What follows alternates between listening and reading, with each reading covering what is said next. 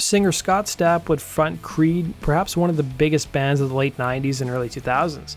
But it was during their success they also hit some rocky times, especially Stapp, who feuded with several musicians and celebrities, some of which we'll talk about in today's video.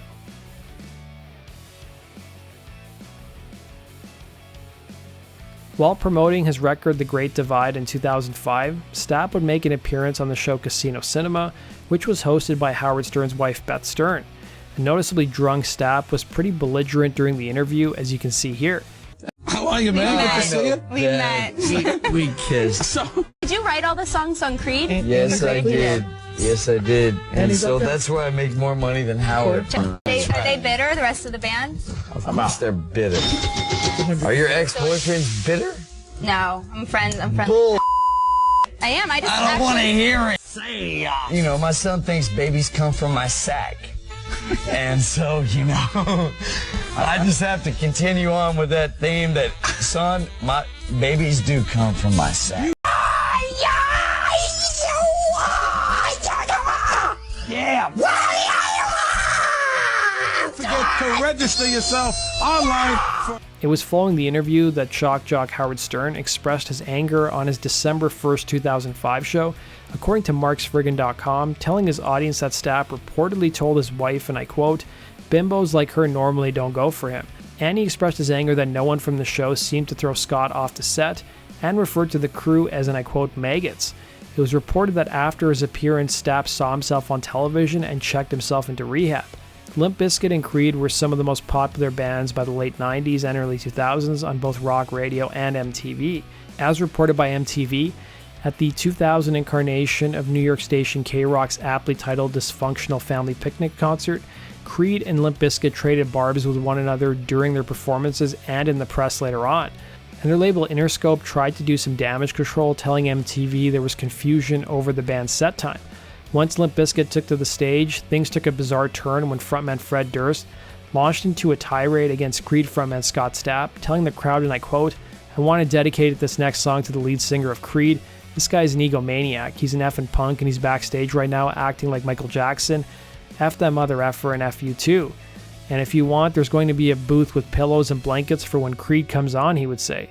Stapp would address the comments during Creed's set, telling the audience, "It takes a lot more guts to say something to somebody than from behind their backs." It was following the show Durst appeared on program Total Request Live, and either jokingly or not, told Carson Daly that he was presented with an anger management manual from Creed's camp, as he said here. You know, wherever there's Fred, there's always trouble. Right? Really? No, but Fred Durst did set off some fireworks that were aimed squarely at Creed singer Scott Stapp at the K-Rock Dysfunctional Family Picnic that guy's name? on Friday in Homedale, New Jersey. Just break it down. What Are you a big happened? fan? Yeah, what happened? What happened there? Well, for one thing, the guy is out of his mind. Like, he thinks he's a better human than everybody. He claims all this spirituality, this super killer guy. He doesn't give a damn about any of his fans. He ignores everybody. And you walk by his dressing room, his people, they look at you and they go, "You do not approach the band. You do not talk to the band. You do not look at the band."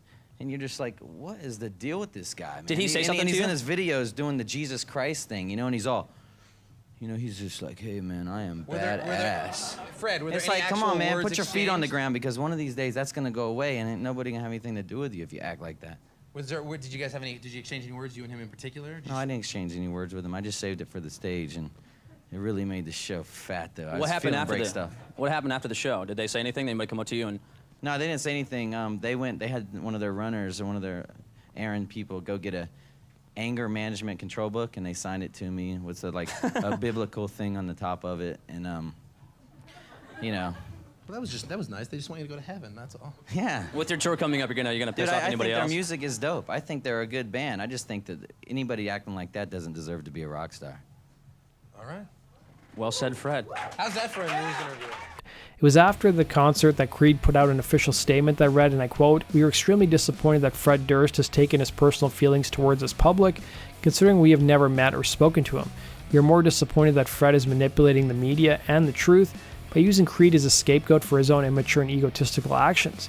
Creed's camp contended that Durst made his comments out of anger over where Limp Bizkit was on the bill.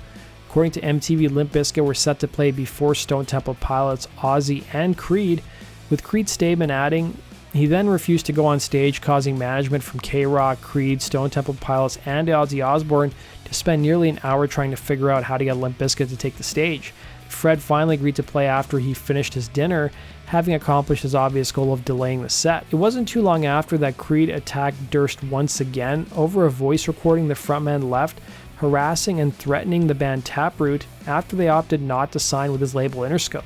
I've done a whole video on this feud, the link is down below. Creed's statement would refer to Durst's voice recording as, and I quote, vulgar comments and violent threats, totally indicative of a mobster mentality. Then Creed frontman Scott Stapp would challenge Durst to a boxing match for charity, but the challenge would go unaccepted. It was during the promotion for his solo record The Great Divide in 2005, during a tour stopover in Baltimore during the Thanksgiving weekend, that Stapp found himself staying at the same hotel as the band 311. Stapp, who was intoxicated according to news reports, was downing shots at the bar and smashing glasses against the wall when he saw 311 frontman S.A. Martinez with his wife sitting at a nearby table. Stapp proceeded to their table and started talking dirty to Martinez's wife, who told him to stop. It was 311 drummer Chad Sexton, who was sitting at a nearby table, who attempted to intervene and quell the situation. Stapp appeared to apologize for the comments until he sucker punched the drummer and grazed Martinez's wife. Hotel security would kick the former Creed frontman off the premises and no charges would be filed. 311 would put out a statement after the incident saying, "We've preached positivity on every record we've made. We don't have altercations like this ever, and we even wish Scott well." Creed would dissolve in 2003 after their previous year's tour saw Stapp deal with substance abuse issues, creating tensions within the band, even resulting in their own fans suing the group following a disastrous show in Chicago. As the band tried to reassemble to work on what would have been their fourth record in 2003, the band ran into trouble in the studio. Guitarist Mark Tremonti would tell MTV, "We got together 2 or 3 times and nothing happened. We got our instruments and played, but neither of us was taking it seriously. We were just running in circles. There wasn't a vibe like on the previous records. It felt very job-like. We knew that it would take us years to get a record out." The guitarist would add, "It's not fun to count on other people when they're not that focused. Scott wasn't in the mindset that we were. He wasn't as focused on the current tour. He had 800 things on his mind, and I think that distracted him from what we were doing." Creed would reform in 2009, and ticket sales were slow in some markets. The band would release their 4th record, Full Circle, but by 2012 the band became inactive. Tremonti would reveal that his other gig, Alter Bridge, created a wedge between Stapp and the rest of the band, telling Kerrang!, "I think Scott just thought we'd get back together with Creed and we'd forget about Alter Bridge. He doesn't understand how hard we've worked to build Alter Bridge. I think he took all his frustrations out on me. We were having lunch at catering. He was like, 'Hey man, what are you doing in January?' And I'm like, 'I'm going into the studio with Alter Bridge.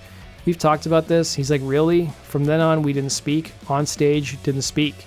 However, in more recent years, as Stapp's mental health has been better, he stated in several interviews that everything is good between him and the former members of Creed.